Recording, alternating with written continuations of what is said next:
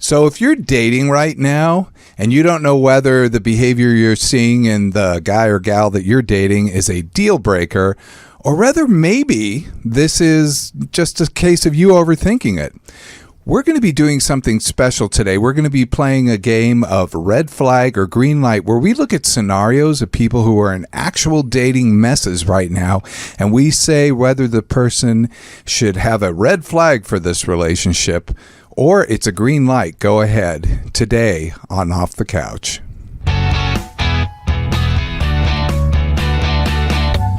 Hi, welcome to Off the Couch with Dr. Greg, where psychology meets everyday life. I'm Dr. Greg, Cason psychologist, and here with Brian Gomez, producer. Happy Monday, you guys. And we're also here with Noah on the board.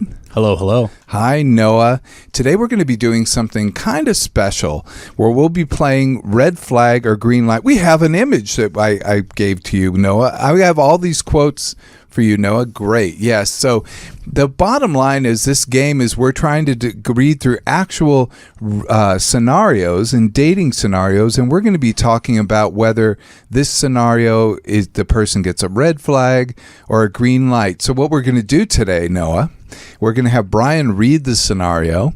He's going to weigh in what he thinks. Then how about you weigh in what you think, and I will break the tie, or who knows.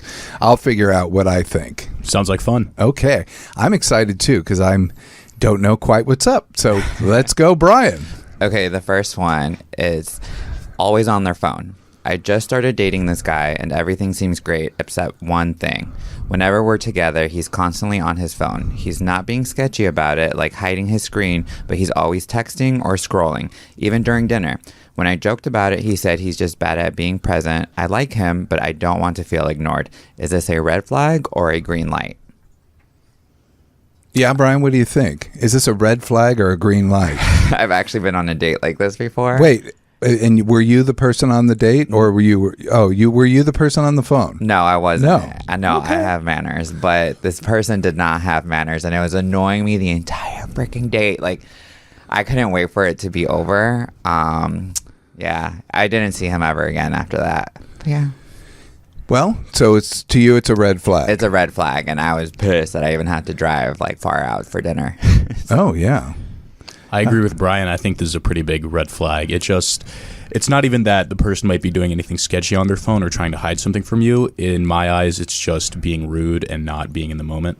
And like, if we're spending time together, but you're spending that time together on your phone, that's a pretty clear signal to me that you have more important things to do, and so do I.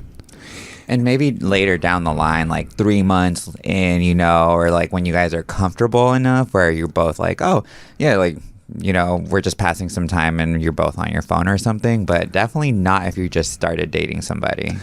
Not if you just started dating something. I agree with the both of you. This is a huge red flag. And this is, we are dealing with something right now called the attention economy.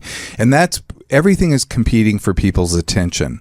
And basically what that person is saying in that moment, in that date with you, is my phone is winning the attention war right now over you. My phone is more important than you are.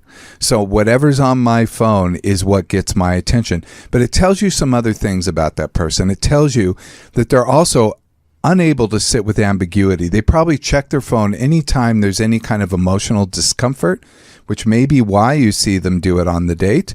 One thing you see is when people, like at a restaurant, there'd be two people sitting there, one gets up to go to the restroom.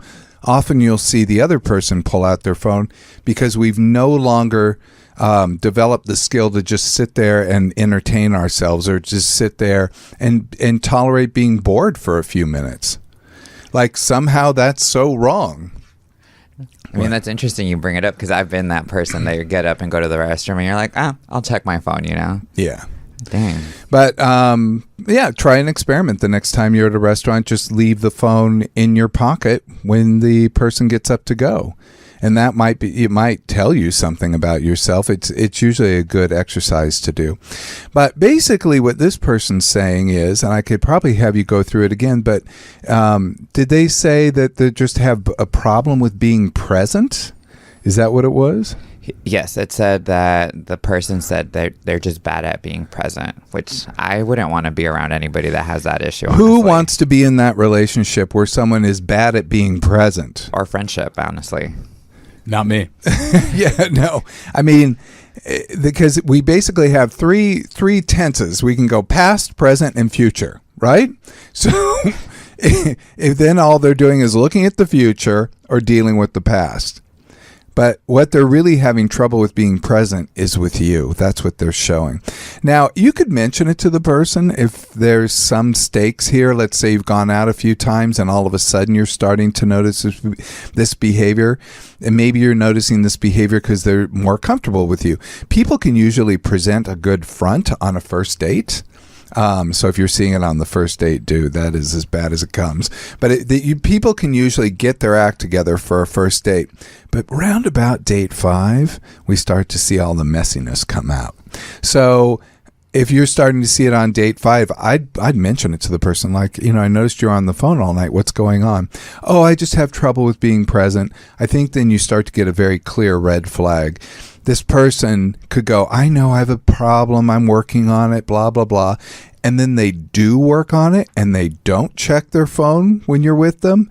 Then, okay, there's hope for the future. But if they don't work on it or you don't see improvement, you need both, then this is really a done deal. I'm just debating, because you know how some people, we see sometimes the red flags and we're like, oh, maybe it's not that bad of a red flag, I think for me, what's setting me off the edge is, in this example, the fact that the person who was always on his phone made an excuse instead of saying, you're right, I'm sorry, I am on my phone. He's acknowledging that he's on his phone, but then he's like, well, I'm just bad at being present. He's not saying he's going to make any change because of it. I like what you said exactly, because it's like, yeah, if you're not even, you can acknowledge it, but if you're still making up an excuse about it, it kind of defeats the whole conversation. Yeah. There you go. So, red flag on that one. Red right? flag. Should we be keeping count? That's one. That's one red flag. We have 6. Okay, the next one is a little too perfect. I met someone recently. Already A red flag? Already a red flag. Okay. We'll talk. A little too perfect. I met someone recently, and honestly, they seem too good to be true. They agree with everything I say, always tell me exactly what I want to hear, and never seem to have a bad day. At first, it was nice, but now I'm wondering, are they really this perfect, or are they just telling me what I want to hear? Am I overthinking this, or is this a red flag? Am I overthinking this? Well, obviously, I didn't think about it at all and said it's a problem. What do you say, Brian? Oh, well, anybody that says that they never have a bad day or never gets upset or anything like that, I feel like that's a red flag. There's no way a human being cannot have a bad day. Okay. That's my take on it. Well, I mean, the reality is we all go up and down, but some people do tend to lean more optimistic and positive. But let's keep talking. What about you, Noah? Well, I think it depends on how far into the relationship this example is. I think if on a first, second, or even third date, this person has the appearance of being, perfect in every way, maybe they're just genuinely a really good person, and maybe your expectations, from previous experiences have lowered your expectations so much that it's almost hard to believe. But I think in a longer-term relationship,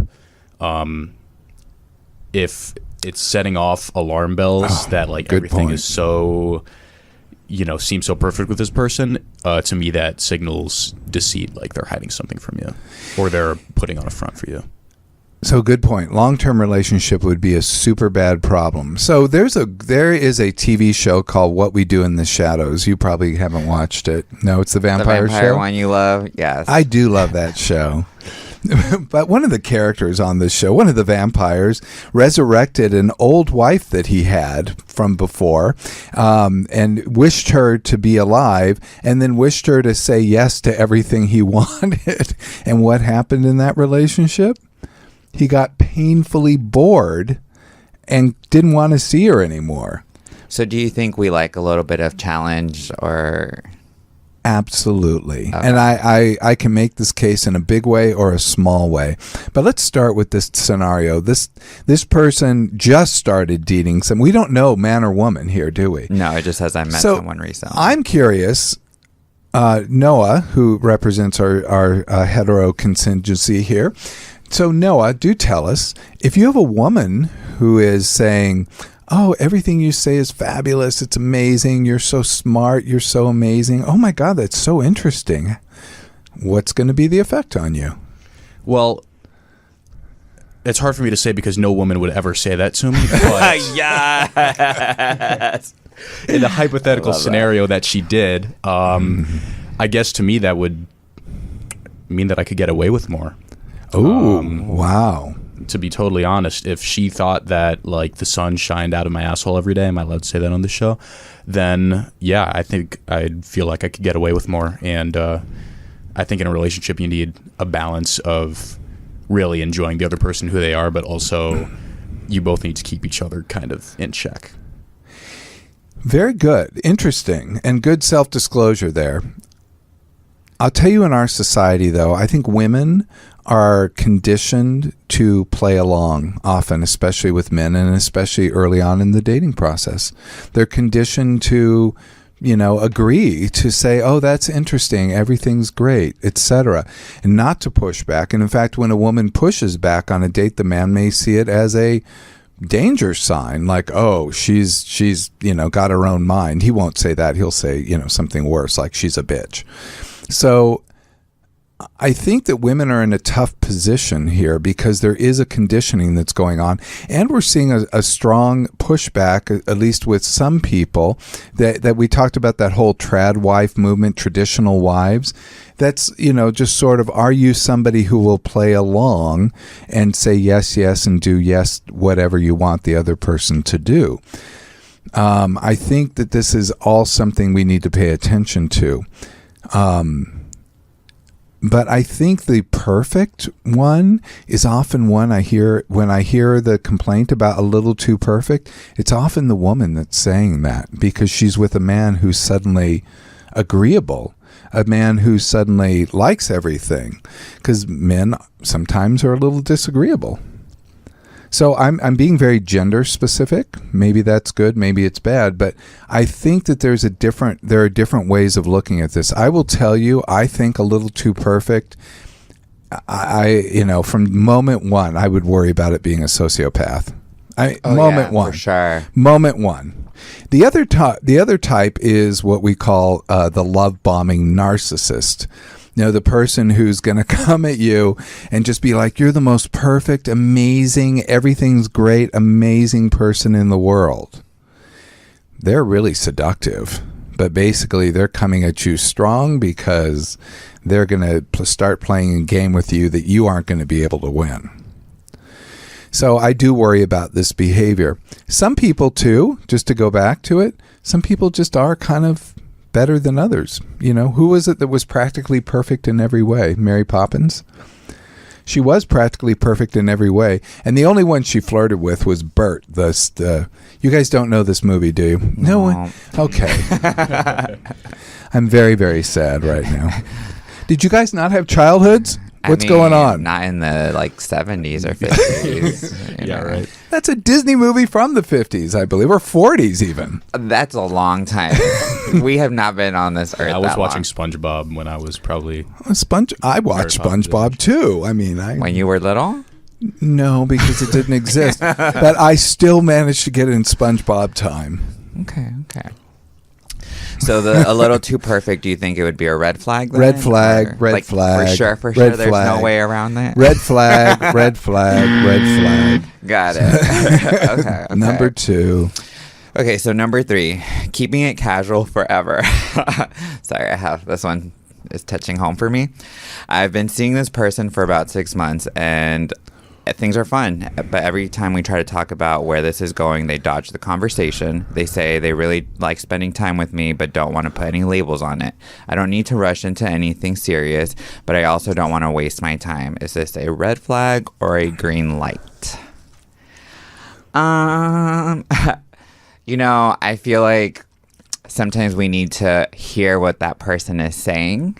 And if that's not what they're looking for and what they want at the moment, then it's like us as adults, we have to have that choice that we make where it's like either you stick along with this fun ride that might not go anywhere or end up being something meaningful at the end, or you jump ship now, right? Or I mean... So what do you think? Red flag or green light? You've been in this. Yes, I have. And a year and a half later, it was time to jump ship. But I did enjoy every moment of it. Like, the experience of it was fun. And I did have an amazing time and everything. So that's why I'm like, I don't know. And I knew that throughout the whole thing that it was just fun. In that sense, I had to like mentally tell myself. Like, so you did know it was casual. Yes, but there were times that it's like, damn, everything was so amazing and perfect that it's like I would marry this person. Well, tell me about go back to the quote. Keeping it casual forever. Does the person say? I try to talk about it where this is going, and they dodge the conversation. They say they really like spending time with me, but don't want to put labels on it. You try to talk about where this is going. Did you say where you wanted it to go? You know what? Thinking back on it, I bent myself to hang out for this situation instead of being like, no, this is what I truly want. So I willingly made that choice. So that's the thing I have with this person is because we're putting the responsibility on the other party. If this we didn't even ask you, Noah. What do you think? Red flag or so? What do you think, Brian? Red flag or green light? Is there the yellow light? Yeah. Because I would. We could say yellow light. It's caution. Yeah. Okay. Proceed with caution. Proceed with caution. That's cover. I tried. Cover the brake. Do you know what covering the brake is? It's where you hover your right foot over the brake because you might have to press on it. Cover the brake. That's what they used to say in driver's ed. What about you, Noah? I think that in general, if you're both looking for something casual, that's fine. But I think this specific example, it was the dodging the question part that is setting off some red flags for me. Because if the person that you are interested in having a relationship with is dodging the question, refusing to have the conversation with you flat out, then again, that kind of signals deceitfulness to me. It signals that they maybe know that you want something more and they're trying to lead you on to think that, maybe one day I'll get it. And in reality, they have no intention of anything more serious than that. If they didn't and they had honesty in their heart, then they would just straight up tell you, like, no, I'm only looking for something casual. But that's not the case. Well, what's interesting to me is the person asking this question doesn't state to the other person that what they want. So they're looking to the other person to take the lead and asking a question here, is this a red flag or a green light? Look, this is advice I give to all people dating who have an issue, who bring this issue to me.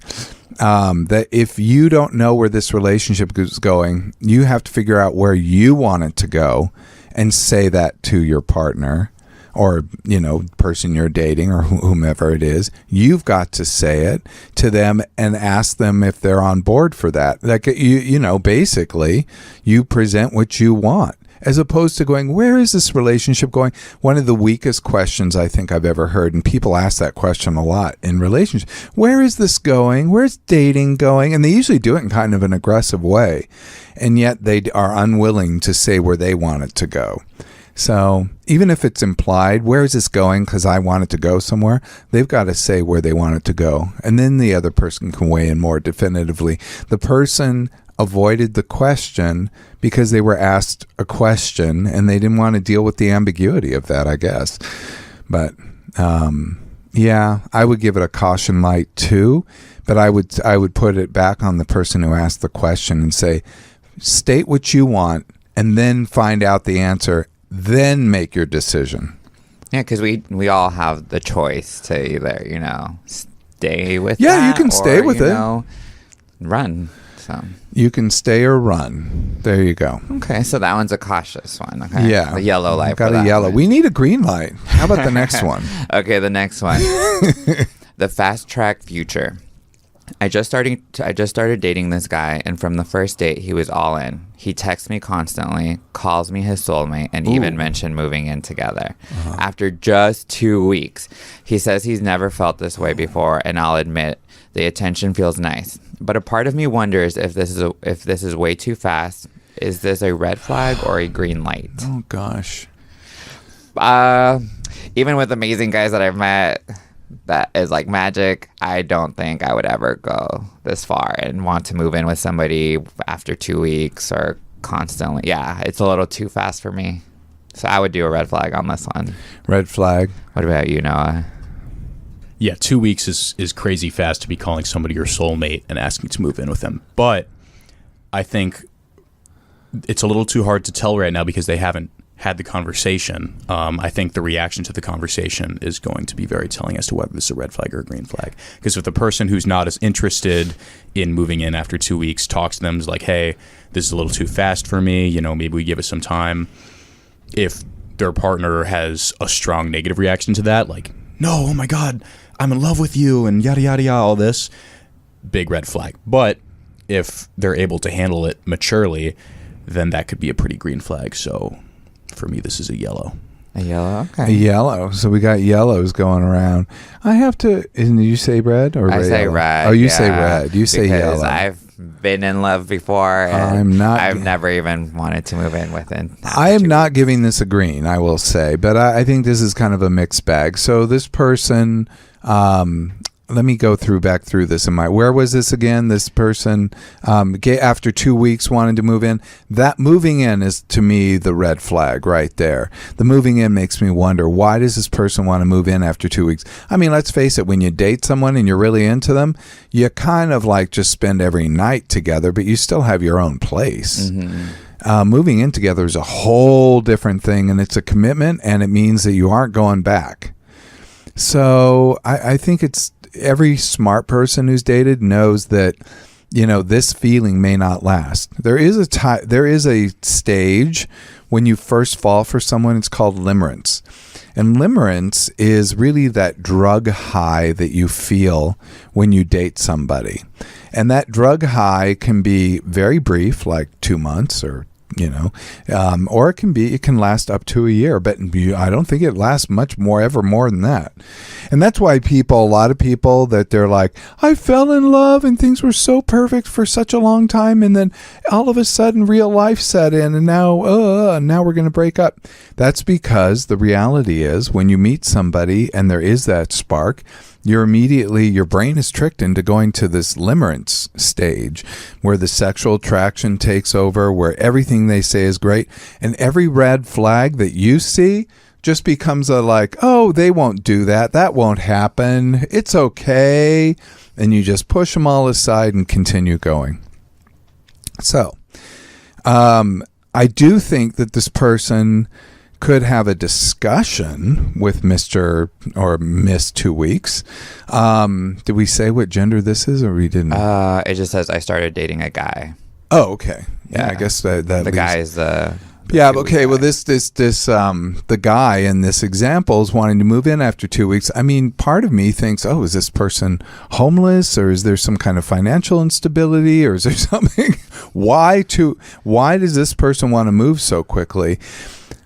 That they think someone's their soulmate after 2 weeks, I'm sorry, but a lot of successful relationships do have that experience right in the very beginning, where they feel super connected to the other person. So I wouldn't be as thrown by that as by the action of wanting to move in. Isn't that wild?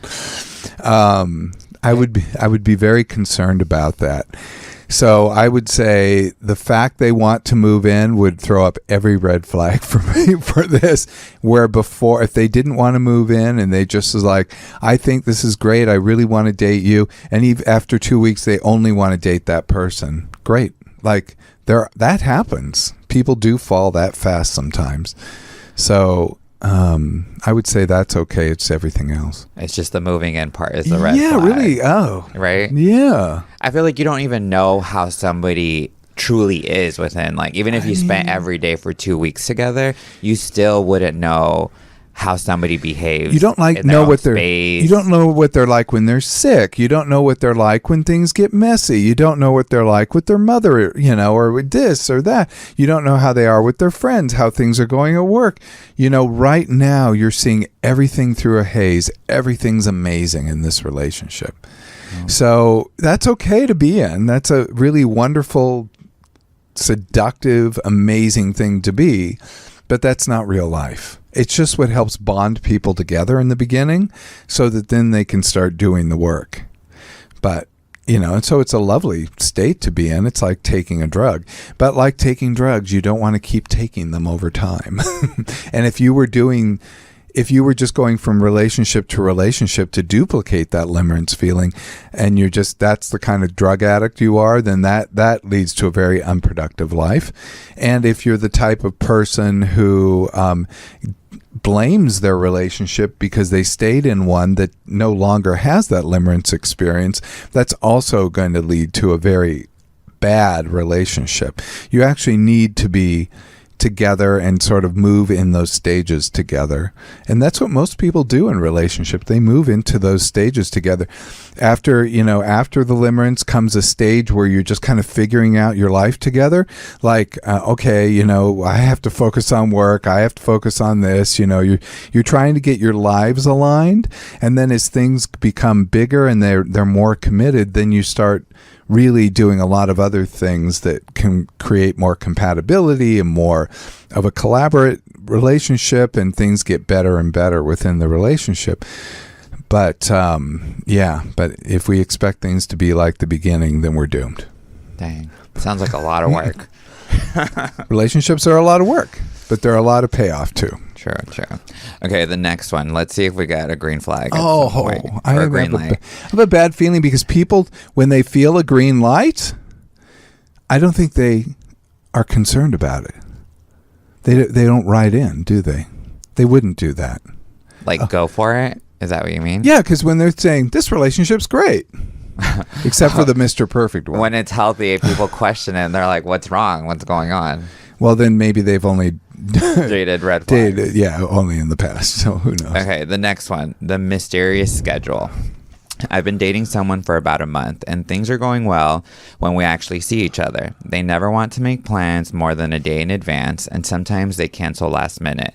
When we do hang out, they're great, but I can't shake the feeling that I might just be a convenience. Should I see this as a red flag, or is it just their personality? I'm big on my schedule, and I hate being thrown off my schedule or anything like that. So for me, this is a red flag. I cannot do, I don't know. If we're not planning things together out in advance, I don't want to be the last minute or feel like I'm the backup or something, So for me, it's the red flag. Okay. Yeah. This is a red flag. How about you, sir? This is a tricky one. Yeah. Because, my schedule is a big deal to me too. But, this person in the example, we don't know what they do for work. We don't know why their schedule is so hectic. If it feels, I think in cases like this, you just got to go on intuition. If it feels like they're just using you as a convenience, you're probably right. I like to listen to my gut sometimes. I don't think just based on the facts it's necessarily a red flag, but I think that the person who wrote this has that gut feeling that it might be that they're just being used as a convenience thing. Mm-hmm. I think that's very telling. So good. You're a red flag too. And Brian, what's the final sentence again? I think that's where I was like, there you go. Let's see. Should I see this as a red flag? As a what? I can't read it. As a red flag, or is it just their personality? It is both. So, let me say why it's a red flag. Number one, remember, let's back up to what I was just talking about with limerence, which is the first stage of really falling for somebody. When you really fall for somebody, you don't want to do anything else except see that person. That's kind of what the beginning is like. So people aren't going to cancel on you last minute unless something is interfering. If that something interferes, you better damn well know what that thing is, and it better make a lot of sense. But if it's a lot of random things, then I think you got a good read that this either the person's being manipulative, or they flat out lying, or they just have no priorities whatsoever in their life. But that includes you. You're not a priority. If they say, "Oh, I got to take my dog," and then the next time is like, "Oh, I had to stay late," and you're like, "Okay, those are both plausible." But then they start piling up. I think you got to take the hint. But I do think it's also personality. I think one thing I don't know how immutable this thing is in my personality, but I know that I had to train, because I had to train myself, but I had to train myself to keep appointments. Like, I had to literally train myself to go, okay, if I am committing to doing this, I have to do it. And I had to learn that in high school. I had to learn it with the jobs I had. I learned it in student council and deadlines. I was the editor-in-chief of the yearbook. I mean, I had to do performances. I had always to meet deadlines and always to show up on things. When you run your life like that, it's not something you do naturally per se, or it wasn't for me. It's something I had to really orient myself to do. And I still have a life based on that. I think that that's actually helped me quite a bit, because you can get a lot done when you're serious about your schedule. Plus, people know they can rely on you. One thing we know about this person is they've never made any changes in that direction. They're not reliable. And who wants to be in a relationship with someone who's not reliable? If you say, "Hey, can you come pick me up?" I'll never forget my poor mother. She did, this was not something she meant to do. But I went to Yosemite with my class, with my 7th grade class. And I went 6th, 7th, and 8th grade, but I think this was in 7th grade this happened. I went with my 7th grade class, and, we're there for let's say 5-6 days. I can't remember. We go on a bus, it's a whole, we spend the nights in tents and then walk around the park. It's a big deal. Anyway, I was supposed to be back at this particular time, on this particular day, let's say Friday at 5:00. Well, I got back. They drop us off at the school, and then the parents have to pick you up from the school. The school that I went to, I was bused 45 minutes. I was nowhere close to home. I couldn't walk home. And I had my sleeping bag and a suitcase, So I was dropped off, and I remember sitting there as every other kid's parents picked them up. And mine wasn't there. And I just sat there, and I had to drag my sleeping bag and my suitcase, which were so heavy to me. I was just a kid, I guess. And I dragged them, and nothing had wheels back then. Just to let you guys know, there wasn't these wheeling suitcases. This was before the wheel was invented. This is before the wheel, thank you. But this was the reality. And so I'm dragging this thing with me, and I drag it to McDonald's. Now, the McDonald's was probably about, I don't know, a quarter of a mile away. So I drag it to the McDonald's, and I had to beg the person behind the counter, "Can I use your phone? Can I? And then they brought the manager over, and I had to make a case. I want to call my mom. And they scrambled around, and then they let me use the phone to call my mom. And my poor mother, she's like, "I thought it was tomorrow night."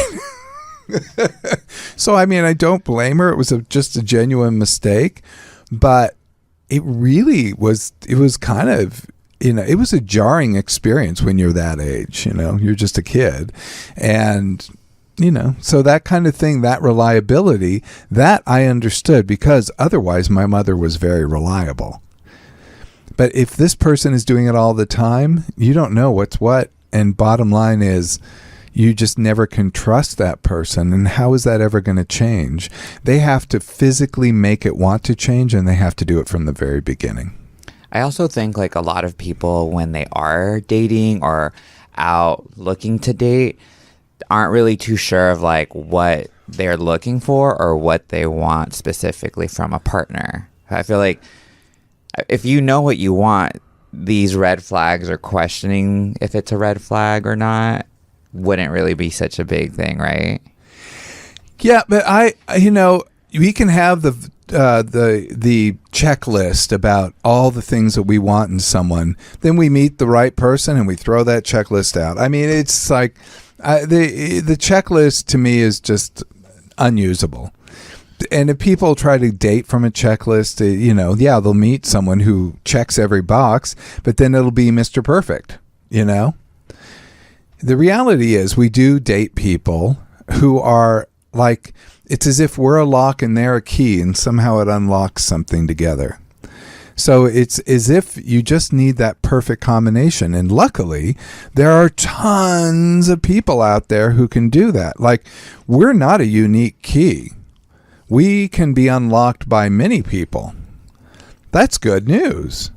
But it doesn't mean everyone can do that to us. It only means certain people can do that to us. And when you meet that person, then you tend to, like I said, you go into limerence and, you're off to the races. Okay. I think that's helpful advice. The last one. So the generous... Did Noah weigh in? He did. Yes. Okay. The generous but guarded date.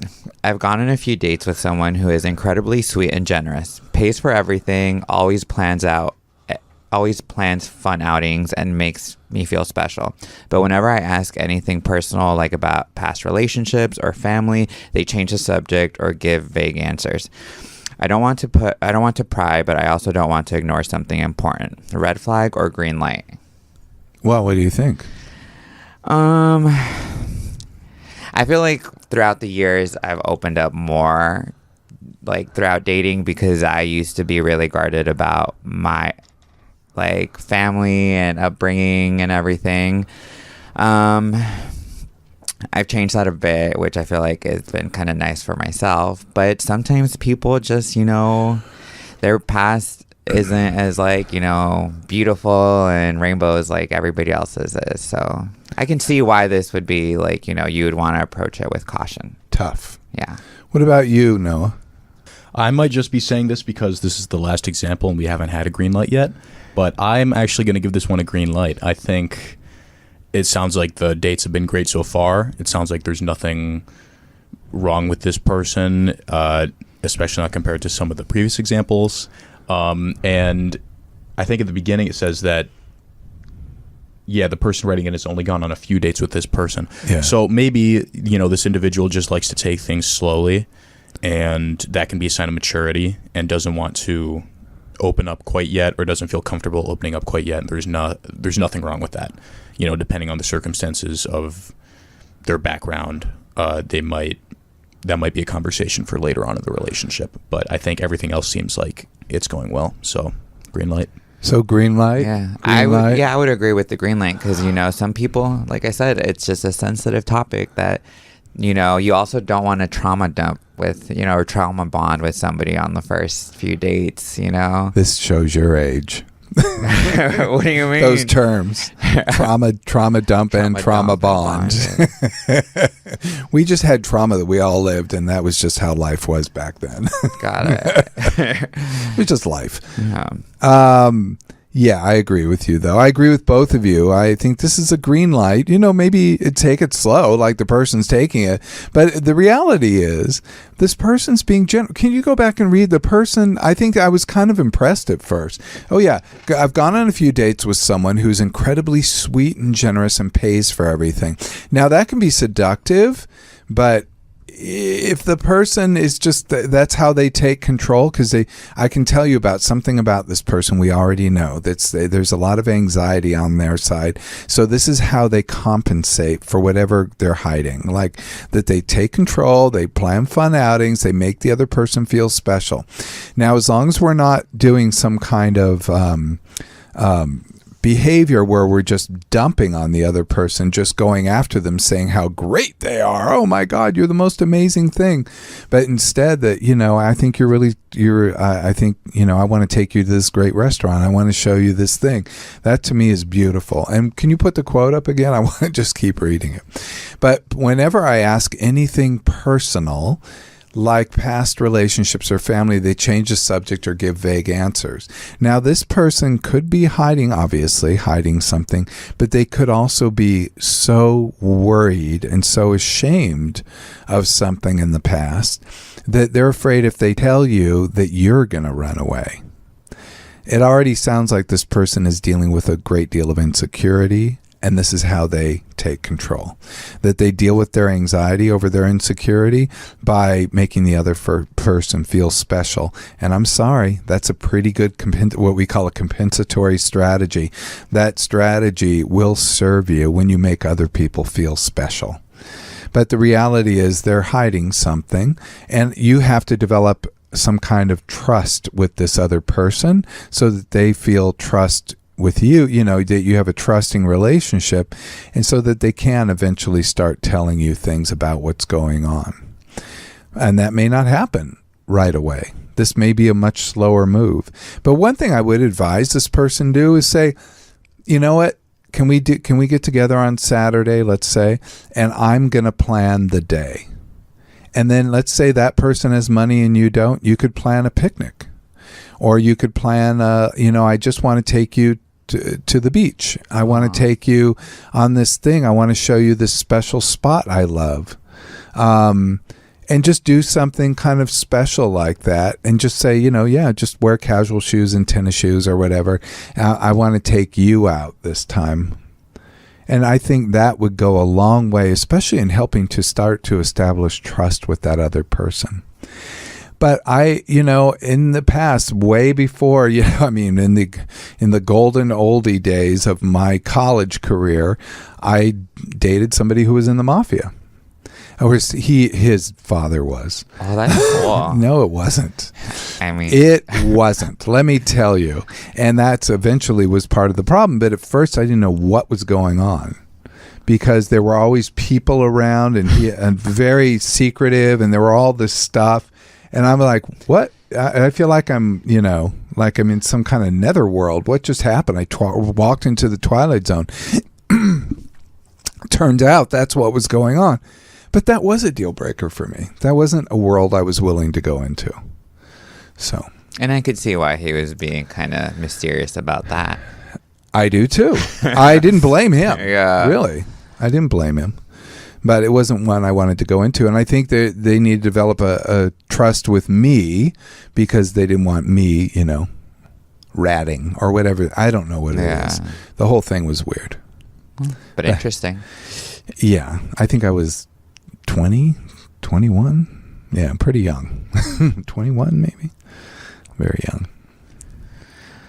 Nice. Okay, so that was the last one. Okay, so that's the last? But what? I'm just wondering if you have any green light ideas or tips for I people think dating. I think the reality is when we meet someone, and we should assume a green light until we get the yellow or the red flag, that you just people are awkward, they're strange, they're clunky, they say the wrong thing, they do the wrong thing, and you know what, you should welcome that with open arms, because we're all just human beings and we all make mistakes. And I've always said, we don't fall in love with the perfections of the other person, we fall in love with their flaws. And often those flaws are things that we want to help or correct or something like that. And that may be the futile mission that you're on that's not really helpful. But we can make a whole case for this. But the bottom line is you meet people who fit your lock, and they unlock something inside of you. The key with those relationships is to be able to recognize what's going on, to be able to work within that person, to accept who they are while working to change you, not the other way around. We're cool with who we are and we're just trying to change the other person. So you accept who they are and you change you. And if you don't like who you are with this person, then that isn't a good relationship for you to be in. But a lot of times we get caught in behavior patterns that actually keep us from getting what we want. And that is really important for us to discover as human beings, what we do to get in our own way. And one thing, one of them came up, I think only one, where the person's behavior I had a real issue with, and that was the person saying, where are we going in this relationship? That's someone who isn't doesn't seem to have agency in their life, or is not willing to take responsibility there. They actually have to be willing to say, look, I really like you. I want to date you, or I want to, those kinds of relationship questions are actually really helpful. So in general, we want to look at our own behavior that's keeping us from getting what we want. We want to improve ourselves, and we want to learn to accept other people for who they are, and then realize, is this a good relationship for us to be in? And there is no perfect relationship. None. Zero. There are relationships that are better than others, sometimes a lot better. But until the perfect relationship is invented, well, I'd be afraid of that person.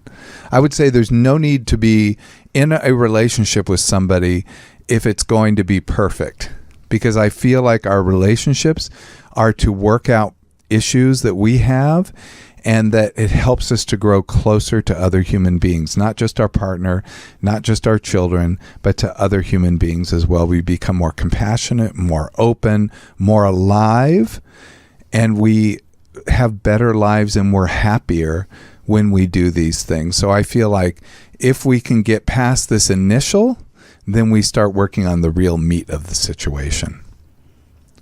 I like that. That's great advice. I just noticed the time. I'm surprised we talked about it this long. Thank you, Noah, for playing Red Flag or Green Light. Yeah, it was so much fun. And thank you, Brian. You're welcome. Anytime. This is Dr. Greg Cason with Off the Couch. Remember to like, subscribe, to give us 5 stars. Go to the YouTube page. Let's upload the questions on the YouTube page for today. That way people can actually see what they are. So go to youtube.com/Dr. Greg. Also look for us on podcasts, on the socials. I'm at Ask Dr. Greg. Until next time, what do we say? Be present. No. No. Oh my God, I don't know. You seriously don't know our sign out? Okay. I've got like 5 different things running through my brain right now. What is it? The time, what I got to do after this. Oh. Well, we want to be present, be kind. What else? I don't know, Greg. Well, why don't we just leave it there? Be present and be kind. There. Those are 2 good advice for dating.